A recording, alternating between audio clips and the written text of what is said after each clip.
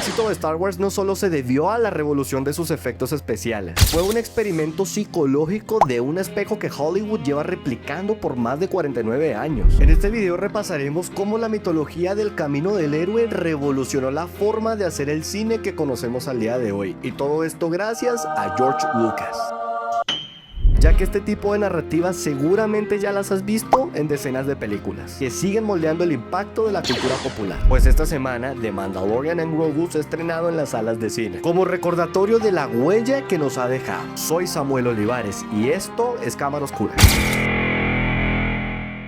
Para entender el punto en el que nos encontramos hoy, debemos retroceder hacia una galaxia muy lejana. A mediados de los años 70, un joven George Lucas se encontraba en un callejón sin salida en California debido a varias crisis personales. Tenía en mente una epopeya espacial que, a diferencia del 2001 Odisea en el espacio, quería crear una ópera de ciencia ficción que le devolviera al cine esa magia de los seriales de Flash Gordon que lo cautivaron en su niñez. Al percatarse de que alguien más poseía los derechos, decidió crear su propia narrativa a través de la metodología del world building. Sin embargo, ese proceso de escritura de George Lucas fue un auténtico caos, ya que sus primeros borradores de 1974 eran una masa densa e incomprensible de datos. El guión estaba inundado por un world building enciclopédico pero sin alma. El world building es un esquema de construcción narrativa que aplicaban escritores como Tolkien, es decir, la originalidad del mundo es quien lleva parte de la historia, pero sin una línea argumental sería como un hermoso Cadillac que no tiene motor.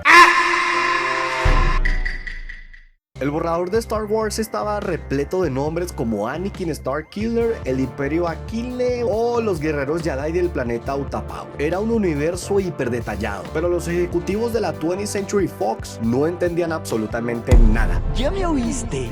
Nada. Ni cómo crearían efectos visuales que en ese entonces no existían. Era un ruido visual desprovisto de un norte dramático al que no le tenían fe. En las primeras versiones la protagonista era la princesa Leia, quien escapaba del malvado emperador Darth Vader. La idea era interesante, pero no convencía del todo al estudio. Y fue justo en ese momento de frustración creativa cuando George Lucas se tropezó con los escritos de Joseph Campbell. Y este nexo lo cambiaría todo.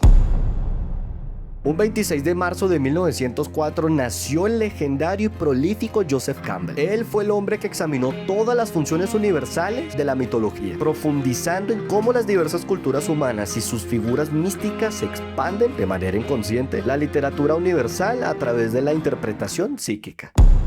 Criado en el seno de una familia católica de clase media alta, su vida cambiaría durante sus visitas al Museo de Historia Natural de Nueva York. Allí quedó completamente fascinado por la simbología de los nativos americanos. Esa temprana comparación entre su propia fe y las creencias de aquellos pueblos pautó la convicción que, décadas más tarde, transformaría a Star Wars en la franquicia colosal que conocemos hoy en día. En 1949, Campbell condensó esta epifanía en una de sus obras maestras, El héroe de las mil caras. Su tesis era tan simple como revolucionaria. La humanidad lleva miles de años contando la misma historia, siendo esta un viaje arquetípico que se divide en etapas psicológicas que él mismo denominó como el monomito o el viaje del héroe, una estructura que se divide en dos etapas. Campbell se apoyó de la psicología analítica de Carl Jung. Jung postulaba que los seres humanos no nacemos con la mente en blanco, sino con un inconsciente colectivo, un sótano compartido de la psique humana que alberga arquetipos, es decir, moldes e imágenes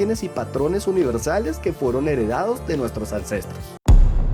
El viaje del héroe es mucho más que una simple estructura narrativa. Todo dragón que se enfrenta a un héroe es la personificación de sus miedos internos, y el tesoro que rescata es el hallazgo de su verdadero yo. Así Campbell demostró que cuando un mito nos conmueve no es por la espectacularidad de la trama, sino porque está activando esos engranajes psicológicos universales que Jung ya había identificado en lo más profundo de nuestra especie. Y así fue como George Lucas, conservando las ideas de los borradores originales, creó el viaje de Luke Skywalker.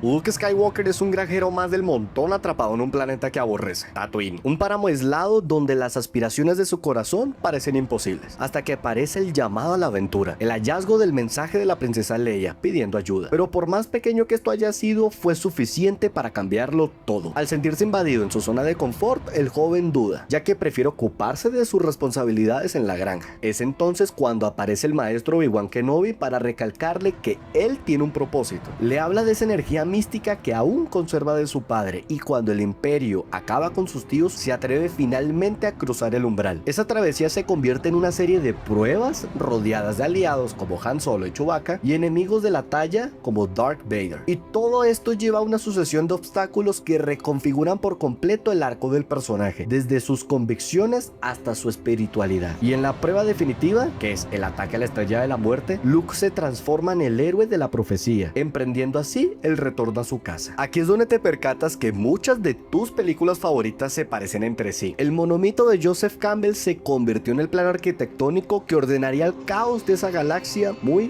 lejana, haciendo que la fuerza dejara de ser un concepto político confuso para convertirse en la herramienta que el protagonista debe aprender a dominar si quiere evolucionar. Y lo que sucedió con Disney ya fue otra cosa. La forma en cómo se construyeron estos grandes éxitos provienen de una misma raíz, ya que de no haber sido por George Lucas, tal vez la evolución de la narrativa del cine hubiera sido muy diferente a como la conocemos al día de hoy. Decidimos cruzar el umbral junto a estos personajes porque sus batallas en el fondo también son las nuestras, y es ese punto nexo en el que pasamos de convertirnos en espectadores a descubrir que también nosotros podríamos tener un destino el cual debemos cumplir, ya que el cine no solo siempre trata de contar historias, sino que de alguna manera busca enseñarnos a superar nuestros propios desiertos, así como lo hizo el joven Padawan. Pero ahora te pregunto a ti, ¿ya conocías esta estructura narrativa cinematográfica? ¿Cuál es tu película favorita que la utiliza? Por supuesto, te leeré en los comentarios. Si te gustó este video, no olvides dar like, compartir y suscribirte para que nuestras recomendaciones, análisis y curiosidades lleguen a las pantallas de más cinéfilos. Soy Samuel Olivares y nos vemos en un próximo video.